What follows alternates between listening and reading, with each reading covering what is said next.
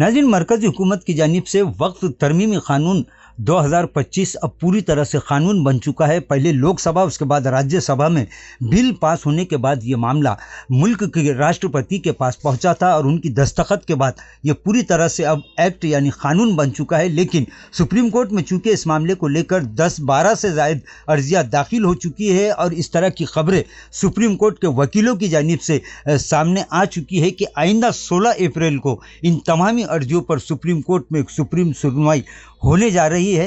वहीं इस मामले को लेकर अब तक ये उम्मीद लगाई जा रही थी कि जब तक हुकूमत की जानिब से नोटिफिकेशन जारी नहीं होता ये कानून नाफिज कब होगा, इस ताल्लुक़ से ये उम्मीद जाहिर की जा रही थी कि इसमें कुछ वक्त ज़रूर लगेगा। लेकिन नाजरीन, गुज़िश्ता 8 अप्रैल को हुकूमत की जानिब से इस मामले को लेकर नोटिफिकेशन जारी किया जा चुका है, जिसके बाद 8 अप्रैल 2025 से पूरे मुल्क में वक्फ तरमीमी कानून 2025 अब पूरी तरह से लागू हो चुका है। और इस मामले को लेकर अब सुप्रीम कोर्ट पर सभी की निगाहें टिकी हुई है। मुल्क के मुख्तलिफ सियासी, समाजी और मुस्लिम दीनी मिली तंजीमों के अलावा all India Muslim personal law board ने इस मामले को लेकर पूरे मुल्क में एहतजाज का पहले ही ऐलान कर दिया है। आज तारीखी शहर औरंगाबाद में राष्ट्रीय मुस्लिम मोर्चा और भारतीय मुक्ति मोर्चा की जानिब से नाजरीन औरंगाबाद जिला कलेक्टर दफ्तर के रूबरू जेल भरो आंदोलन किया गया। वक्फ तरमीमी कानून 2025, इसी तरह ईवीएम और रिजर्वेशन के मामलात को लेकर भारतीय मुक्ति मोर्चा,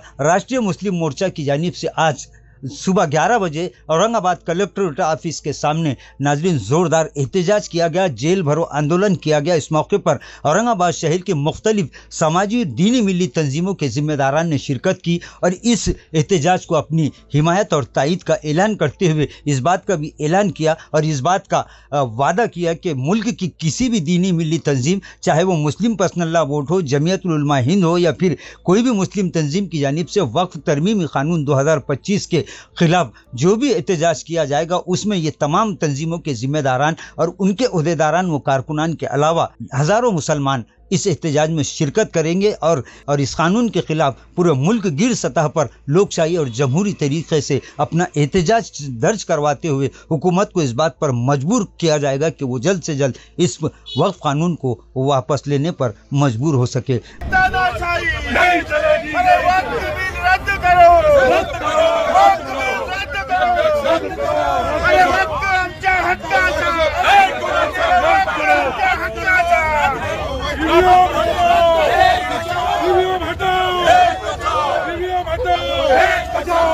बिल के विरोध में, बिल के विरोध में बीजेपी हटाओ, आरएसएस हटाओ, आरएसएस हटाओ, अमित शाह राजीनामा झालीच पाहिजे, सबसे ओबीसीची जाती झालीच पाहिजे।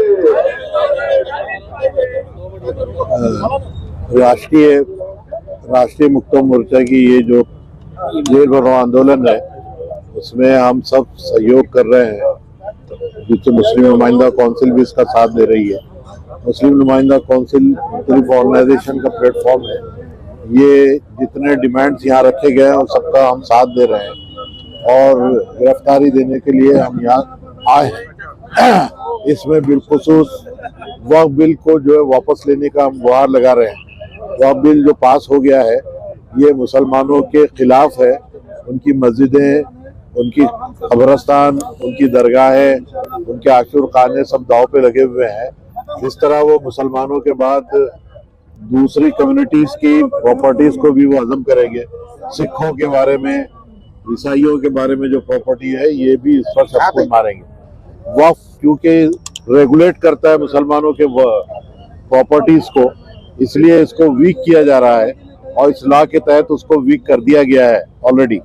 और इससे ऐसे पता चलता है कि आइंदा दिनों के अंदर कई मस्जिदें, कई कब्रिस्तान गवर्नमेंट हथियाना चाहती है। उसके विरोध में हम ये आंदोलन कर रहे हैं और हमारा पूरा समर्थन इनके साथ। शुक्रिया। आज कलेक्टर ऑफिस समोर भारत मुक्ती मोर्चा, राष्ट्रीय पिछड़ा वर्ग मोर्चा आणि इतर अनेक संघटनातर्फे अनेक महत्त्वाच्या विषयावर जेल भरो आंदोलनाचा हा कार्यक्रम घेण्यात येत आहे। आणि याच्यामध्ये प्रामुख्याने जे मुद्दे आहेत त्याच्यामध्ये EVM आहे, OBCची जातीय गणना आहे आणि त्याचबरोबर महापुरुषांचा अपमान आहे आणि बुद्धगया हे जे विहार येथील जे आहे त्याला मुक्त करण्यासाठी आंदोलन हे करण्यात येते। त्याच्यामध्ये एक जो प्रमुख मुद्दा आहे तो वक्फचा मुद्दा आहे। वक्फ बिल आता इथं पारित झालेलं आहे आणि मुस्लिम समाजानं संपूर्णपणे ते वक्फ बिल नाकारलेलं आहे। All India Muslim personal law बोर्डतर्फे याच्यावर निदर्शनं करण्यात येतील आणि पूर्ण एक कार्यक्रम याचा जाहीर केलेला आहे। त्याचीच कुठंतरी आपण असं समजू की पहिली कडी आहे की बामसेफच्या माध्यमातून हा आज संपूर्ण भारतामध्ये हा संदेश देण्यात येत आहे की वक्फ बोर्डच्या अधिकारांवर हनन करून आणि आज मुस्लिम समाजाचे जे मस्जिद, मंदिर, मदरसे या ज्या दर्गा या ज्या जमिनी आहेत ती जमीन कुठेतरी बळकावण्याचा सरकारचा हा प्रयत्न आहे। त्याच्या विरोधात आज आम्ही सर्व इथं उपस्थित झालेलो आहोत।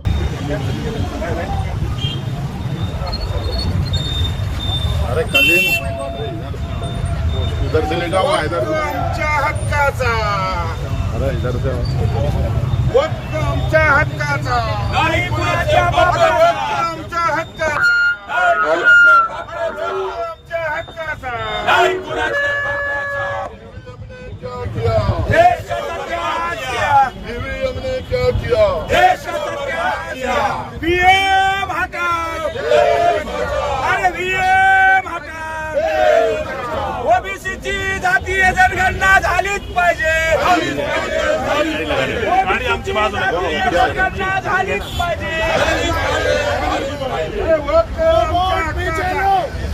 वो कानून नहीं चलेगा वो कानून मंजूर नहीं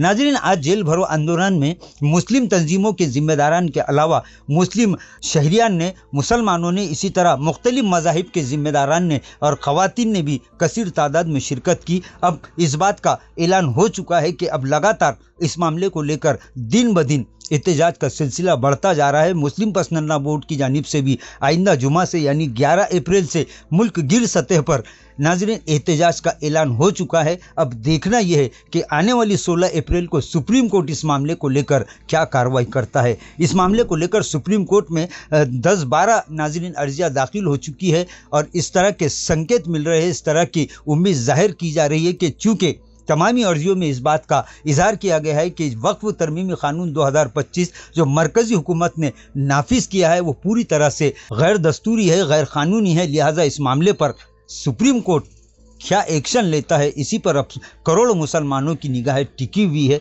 अब 16 अप्रैल को देखना यह है कि सुप्रीम कोर्ट इस मामले को लेकर क्या इकदाम करता है। नाजरीन, आज सिर्फ औरंगाबाद ही नहीं बल्कि मुल्क के कम से कम 650 से ज़ायद अजला और शहरों में भारतीय मुक्ति मोर्चा और राष्ट्रीय मुस्लिम मोर्चा की जानिब से ये जेल आंदोलन एहतजाज किया गया, जिसमें पूरे मुल्क में लाखों अफराद ने शिरकत करके हुकूमत से ये मुतालबा किया है कि वो जल्द से जल्द इस कानून को वापस ले, वरना ये एहतजाजी तहरीक अब नहीं थमेगी। नाजरीन, आज के लिए बस इतना ही, फिर मुलाकात होगी कुछ नई वीडियो के साथ। तब तक के लिए हमें इजाज़त दीजिए। अल्लाह हाफिज़।